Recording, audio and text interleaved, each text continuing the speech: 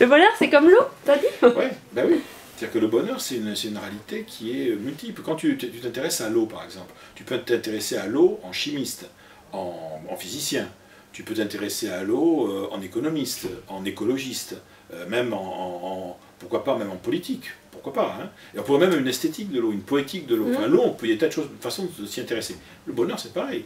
Il y a effectivement une psychologie du bonheur, qui est entre autres la psychologie positive, mais d'autres aussi. Il y a une sociologie du bonheur, c'est le bonheur en tant que construction sociale.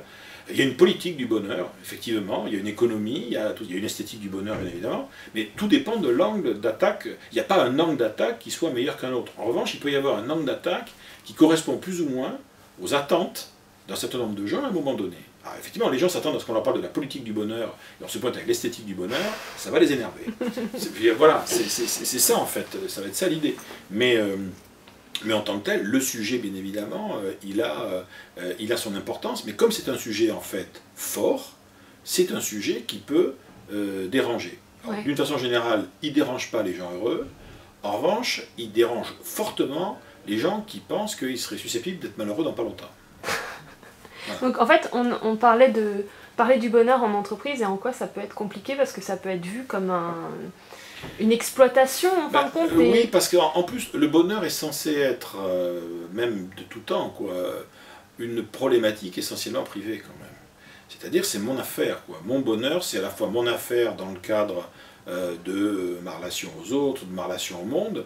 Le monde de l'entreprise, le monde du travail en général, est un monde où j'ai vocation à gagner ma vie, et si c'est possible d'ailleurs intelligemment et de façon agréable. C'est vrai que le monde du travail n'a pas vocation à faire opposition à mon bonheur, mais que de là à ce que le monde du travail doive contribuer à mon bonheur, non. Qu'en revanche, effectivement, il y ait une lecture spécifique au monde du travail, elle a d'ailleurs toujours existé, on va appeler ça d'ailleurs la satisfaction au travail. Le monde du travail me procure des satisfactions, c'est génial. Je me sens motivé, engagé par ce que je fais a du sens, génial. De là à dire que le bonheur soit la façon de le qualifier, ça se discute. On parlera beaucoup plus facilement, par exemple, de bien-être au travail. On voit d'ailleurs dans les travaux académiques, dans les travaux scientifiques qui sont faits, on préférera parler de well-being at work, par exemple, hein, tu vois, le bien-être au travail, plutôt que le bonheur. Parce que c'est pas le problème, quoi. Ouais, mais est-ce que c'est pas justement trop restreint on travaille, en effet, alors si on travaille pour l'argent, ce que la plupart des gens font, on travaille pour de l'argent, il est important de comprendre aussi la motivation, nos motivations à travailler, et nos motivations, elles sont liées au sens qu'on met dans le travail, et donc à ce que, moi si j'étais chef d'entreprise, j'ai envie de donner une direction, j'ai envie de donner un but commun, et ça touche, je trouve, à l'épanouissement et au bonheur. Bah oui, si ce n'est qu'il y a tout un tas d'organisations modernes qui gagnent pas mal d'argent, en tout cas à court terme, là, hein, et pour lesquelles ces problématiques-là sont vraiment des problématiques superflues.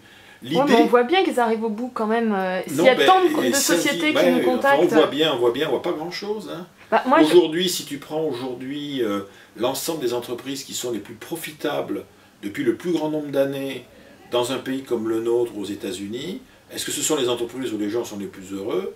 Sûrement pas. Oui, mais est-ce que les choses n'évoluent pas? Je dirige Happy Lab, et Happy Lab, on est contacté assez régulièrement par des gros groupes, alors qu'on est une petite association, parce qu'ils cherchent. Ils cherchent parce qu'ils arrivent dans Je vais volontairement te donner une réponse provocatrice. Dans les années 80-90, moi j'étais jeune consultant, la grande mode, c'était dans les grandes conventions d'entreprise de faire intervenir des curés, des moines. Des curés, des moines, il y en a toujours d'ailleurs des types très célèbres, des mecs de grande qualité, qui venaient dans les grandes conventions d'entreprise expliquer le sens de la vie vu par les types de l'abbaye de Macheprot, par le père un tel, etc. Tout ça était censé effectivement faire passer un message par un détour par la spiritualité, un détour par l'intériorité, porté par des gens qui l'incarnent, devant des gens pour qui c'est pas obligatoirement leur quotidien. Est-ce que ça avait vocation, que ça a eu vocation à les interpeller? Oui, mais que ça a eu vocation à changer radicalement leur pratique, croire ça, ça serait vraiment, effectivement, bon, je jouais la rentrer dans le jeu de l'utopie, ce serait très Mais sympa. toi, tu es le grand pape de l'optimisme, comment peux-tu dire ça? Eh bien, justement, là, je me bagarre pour que l'optimisme ne soit pas confondu avec sa caricature. Alors, vas-y, c'est quoi la caricature? Comme dit mon camarade Éric Emmanuel Schmitt.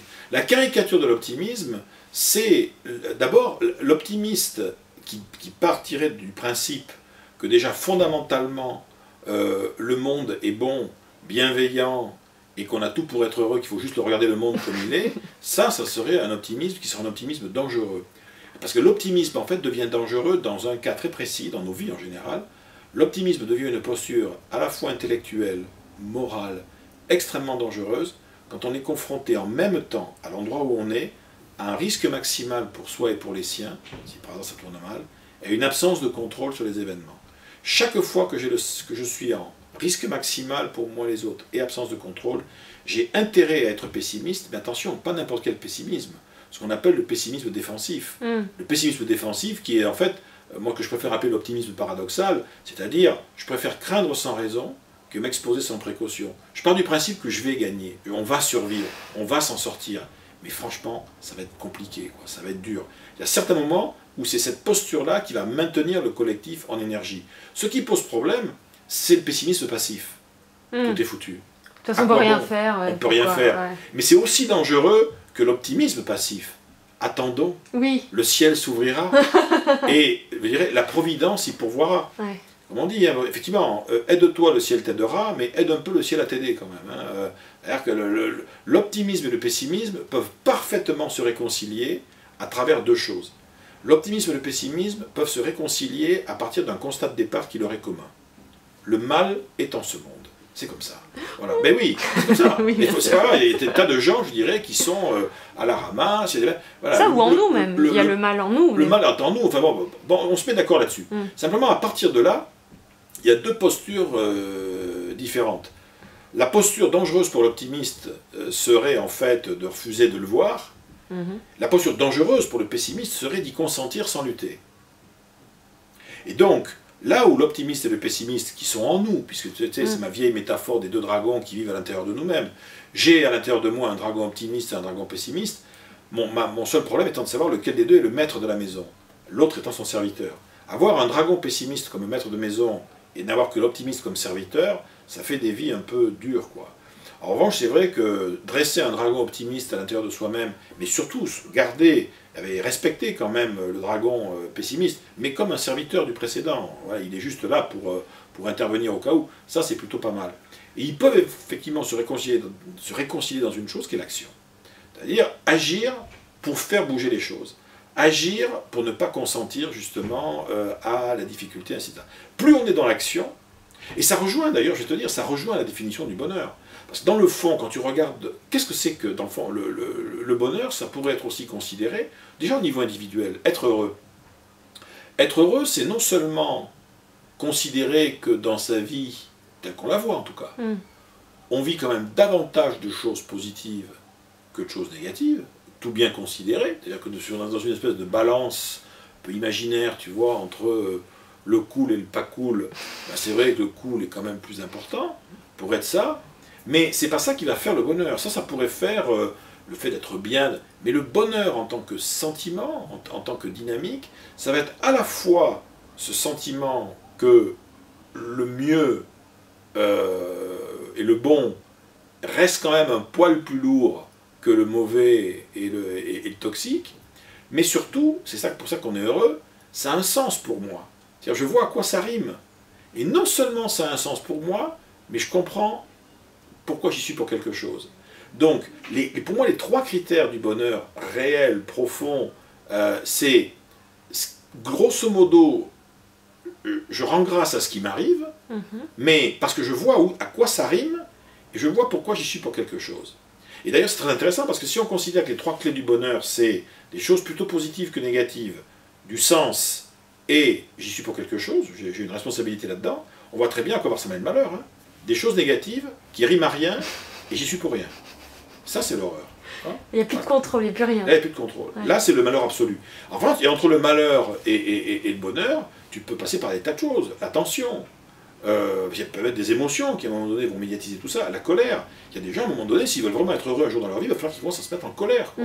Qu'ils se battent, qu'ils s'indignent, voilà, qu'ils arrêtent de dire à quoi bon, qu'ils arrêtent de... Ça va, quoi. Bon.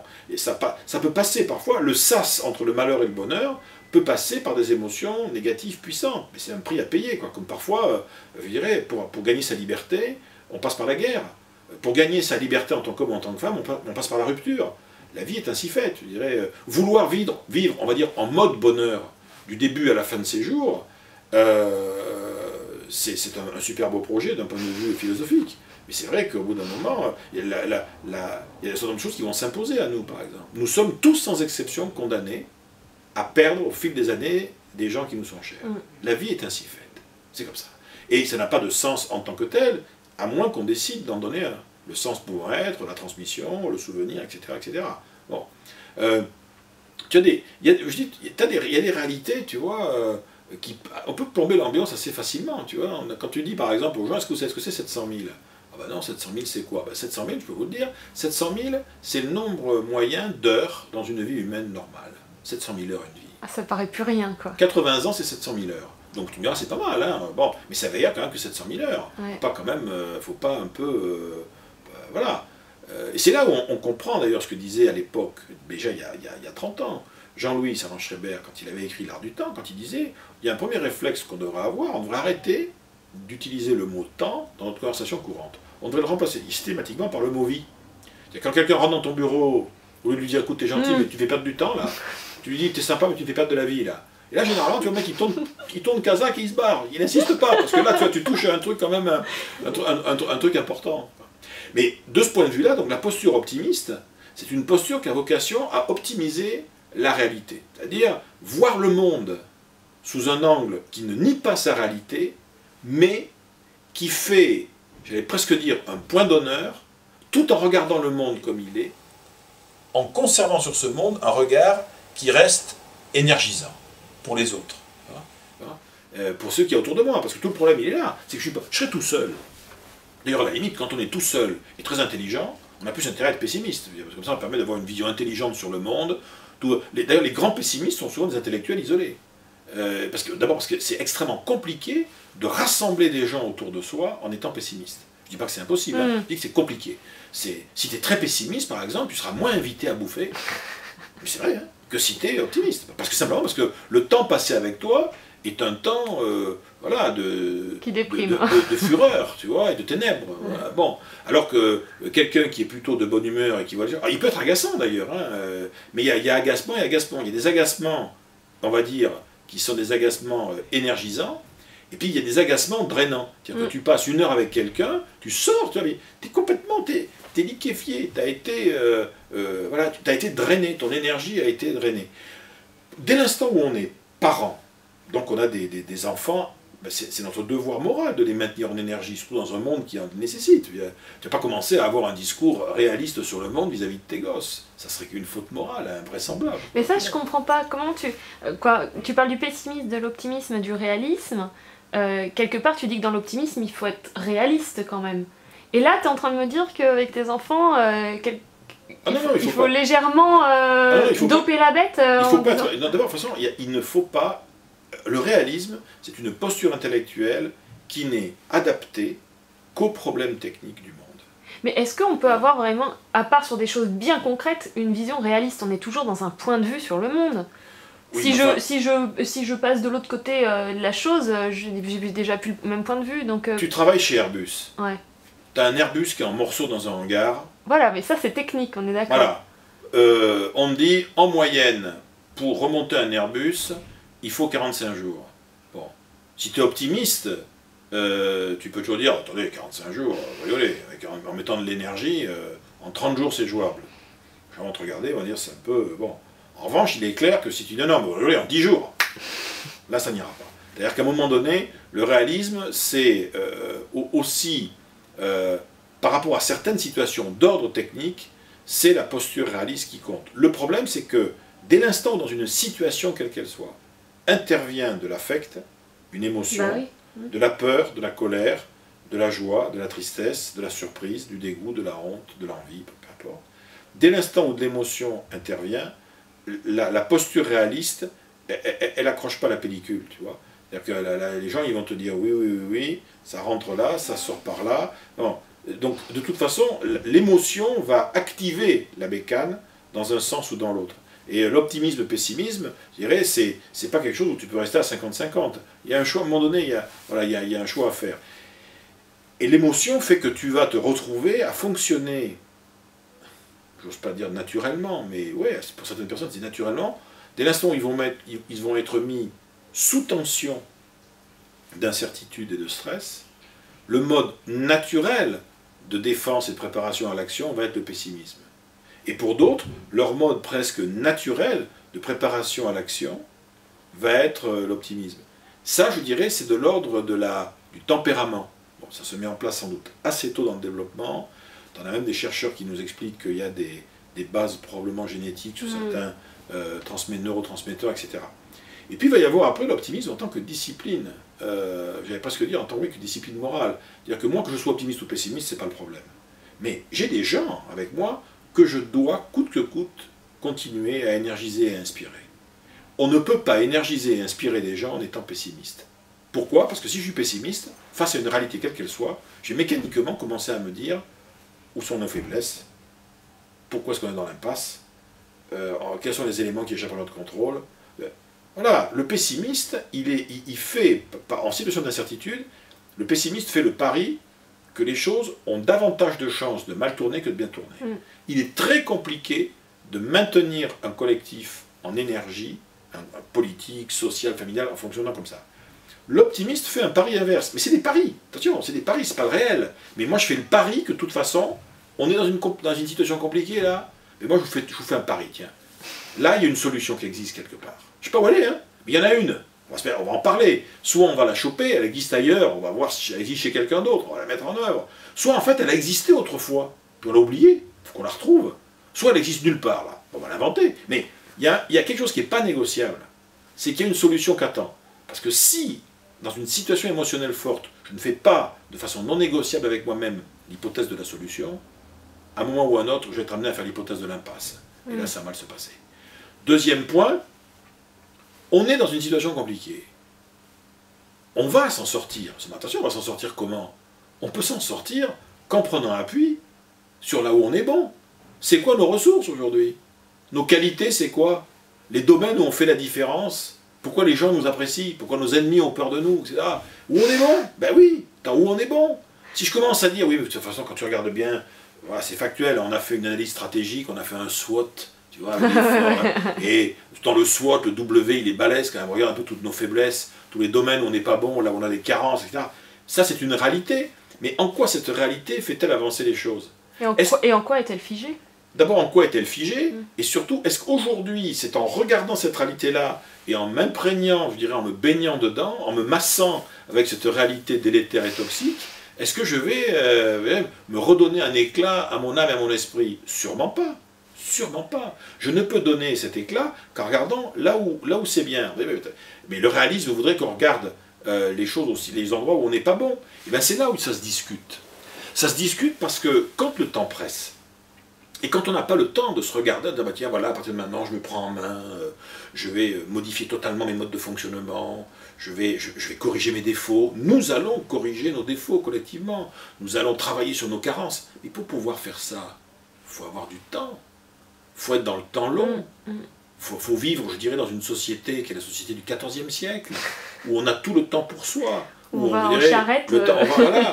Mais dans un monde qui est un monde de vitesse, on peut le regretter qu'on soit dans un monde de vitesse. On peut d'ailleurs soi-même, à titre personnel, considérer qu'il y a des moments de la vie où le jeu en vaut la chandelle, il faut ralentir.